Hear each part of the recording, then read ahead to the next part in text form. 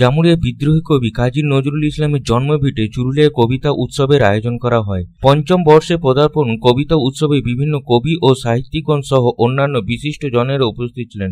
কবিতা উৎসবে কবিরা কবিতা পাঠ করেন, তার সাথে সাথে সঙ্গীত শিল্পীদের স্মৃতির উদ্দেশ্যে কবিতাও পরিবেশন করা হয়। চুরুলিয়ার সমাধিস্থলে গিয়ে কবি ও কবির পরিবারের প্রতি শ্রদ্ধার্ঘ্য নিবেদন করা হয়। প্রায় 100 জন কবি ও শিল্পী উপস্থিতিতে সম্পন্ন হল পঞ্চম বর্ষে চুরুলিয়া কবিতা উৎসব। প্রথম পর্বে মঞ্চে সভাপতি ছিলেন ঘনশ্যাম রাম।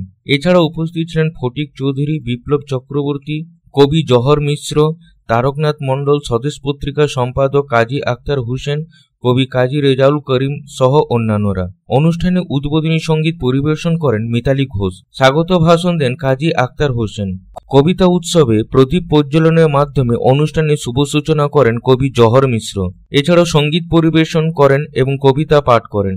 দক্ষতার সাথে অনুষ্ঠানের সঞ্চালনা করেন কবি ও সম্পাদক রাজীব ঘাঁটি।